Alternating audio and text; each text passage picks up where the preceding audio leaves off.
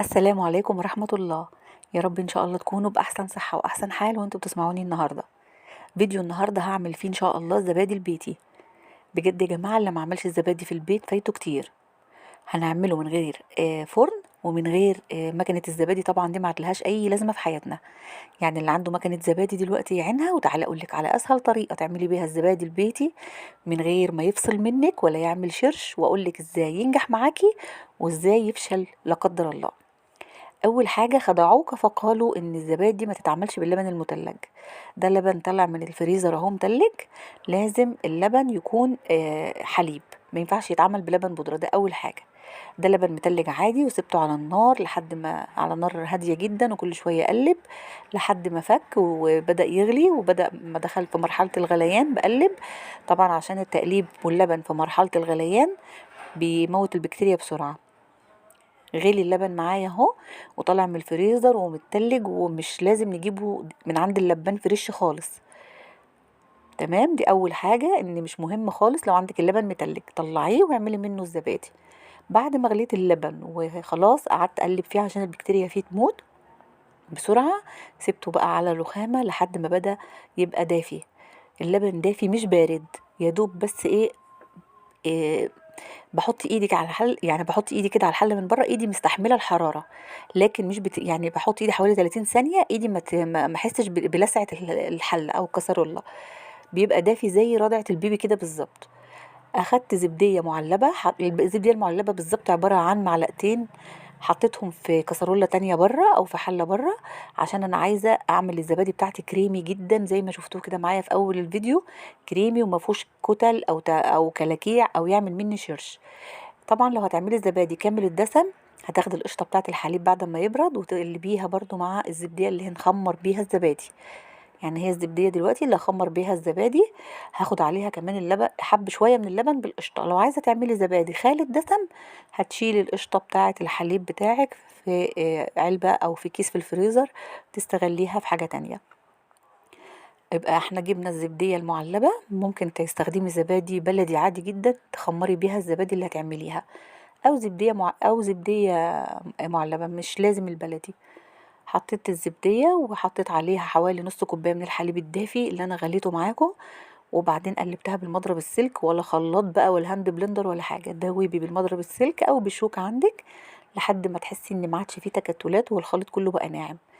بعد ما كده أما خدت الزبدية أما قلبتها مع النُص كوباية حليب، نزلت على بقية اللتر كله، وباقلّب وباخد القشطة كمان من الحواف بتاعة الحلة علشان لمّا الزبادي إن شاء الله تضبط ما يبقاش فيه حتت مكلكعة وتعمل معايا مَيّة. يبقى أهم خطوة يا حبايبي إن إحنا اللبن يكون دافي ما يكونش بارد. لو أنتِ غليتِ اللبن ونسيتيه وبرد منِّك وبقى بدرجة حرارة المطبخ ما يجراش أي حاجة، ارجعي دفّيه تاني. هنصُب الزبادي بتاعنا في أي حاجة.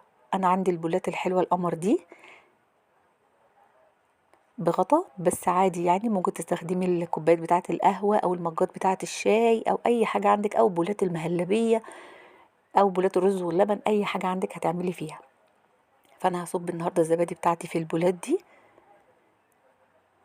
جميلة وفي نفس الوقت بتاخد كمية الزبادي المضبوطة. ما تحاوليش إن أنتِ تعملي في كوبايات كبيرة، في كوبايات صغيرة حلوة للقهوة، عايزة تعملي في مجات بإيد براحتك، ما تُقفيش على أي حاجة، يعني مش لازم كوباية الزبادي اللي مخصصة للزبادي. زي ما اتفقنا يا حبايبي إن الزبدية بنقلبها شوية في حبة حليب علشان تبقى ناعمة، عشان لما الزبادي إن شاء الله تخلص ما تبقاش فيها شرش كده من فوق، اللي هي المية بتاعة الزبادي كده اللي بتبقى ساعات لما بنشتري زبدية من الشارع بتلاقي فوقها مية كتير، دي بتبقى الشرش بتاع الزبادي. الزبادي البيتي إن شاء الله لما تعمليه بالخطوات دي مش هيعمل شرش أبدا، وهتبقى كريمي جدا ومش هيبقى فيها ولا نقطة مية زيادة. صبيت كده كله، مش بشغل فرن خالص على الزبادي، هاعملها بطريقة الصينية سهلة جدًا، وعايزة أقول لكم إن هي مش بتاخد أي وقت، يعني مجرد 3، 4 ساعات هتكوني عاملة أحلى زبادي. أنا عملت الزبادي دي سادة ما ضفتش عليها أي حاجة خالص غير الزبدية واللتر حليب. بس مهم جدًا إن إحنا الحليب يكون دافي ما يكونش بارد. هاجيب بقى صينية ألومنيوم أو أي صينية عندِك مربعة، مدورة، تيفال، أي حاجة، وهارص فيها البولات بتاعة الزبادي وكنت غالية مية في الكتل بس مش واصلة لمرحلة الغليان، مية سخنة بس مش مغلية، يعني الكتل مفصلش. اول ما بدأت المية اللي حاسة ان هي سخنت والكتل بدأ يطلع بخار طفيته. مش عايزة المية توصل لمرحلة الغليان علشان لا قدر الله مفيش حاجة تفرقع مني من الحاجات الازاز، او ان هي الزبادي تفصل. فاحنا كل حاجة بنشتغل بيها دافي، المية بس سخنة بس مش غالية، مش بتغلي. عايزة تغطي بقى العلب بتاعتك او الكوبايات بتاعتك غطيها، مش عايزة تغطيها مفيش اي مشكلة. بصوا المية سخنة بتبخر بس مش مغلية، يعني ممكن تغلي المية قبل ما تشتغلي في الزبادي من الاول خالص، وبعدين تسيبيها تهدى شوية عن مرحلة الغليان. بصبها في نص الصينية، حوالي بتاخد ربع الصينية. انا عايزة اعمل جو دافي للزبدية علشان تتماسك بسرعة. الكوباية اللي في النص دي مش متغطية عادي جدا، ممكن تحطي الغطا. أنا عشان العلب عندي بغطا فحطيت الغطا. لو مش عندك حاجة بغطا، الكوباية اللي في النص انا حطاها علشان تعرفوا ان مش مهم خالص انك تستخدمي بولات بغطا. لو حطيتي في كوبايات برضو هتطلع حلوة جدا. اهم حاجة بقى فوطة تكون تقيلة تطبقها 2، او مثلا فوطتين كده زي ما انا هعمل فوق بعض بالشكل ده. المهم ان احنا نعرض الحليب لجو دافي. ممكن تاخدي الصينيه دي كلها وتحطيها بعيد بقى عنك عن الرخامه. ممكن تحطيها في فرن البوتاجاز، بس احنا طبعا ما شغلناش فرن البوتاجاز ولا هنشغله. احنا هنكتفي بالميه الدافيه اللي في الصينيه وهنغطيها كده بفوطين فوق بعض علشان يبقوا في مكان دافي. بالظبط الزبادي بتاعتي قعدت 4 ساعات. 4 ساعات ورحت كشفت الفوط وفتحتها، لقيتها بالمنظر ده. 4 ساعات، ما تطوليهاش عن كده، ما تسيبهاش مدة طويلة، من 3 ل4 ساعات على حسب درجة حرارة البيت أو درجة حرارة الجو اللي احنا فيه. بصوا منظرها بالشكل ده كده. لسه كمان ما دخلتش التلاجة، هدخلها كمان التلاجة ساعة قبل ما ادوقها معاكم ان شاء الله.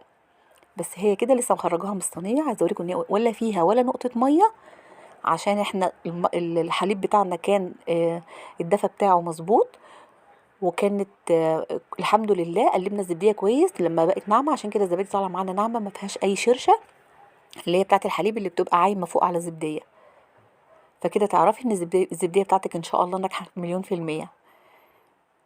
بصوا البوله مقلوبه، خلي بالكم. طبعا ما نقدرش نعمل الحركه دي في اي بوله من الزبادي الجاهزه، هتلاقيها تتزحلق على طول وتسقط. البوله انا قلباها والحمد لله ما نزلتش وما جرالهاش اي حاجه. بصوا كمان بعد ما دخلت التلاجة ساعة بس، يعني انا حطيتها في التلاجة ساعة بس، جميلة جدا ومتماسكة. وعايزة اقول لكم طعم وريحة مفيش بعد كده. تحتفظي بقى بزبدية من اللي عندك علشان تعمليها خميرة ان شاء الله لما تيجي تعملي زبادي جديدة بحليب تاني.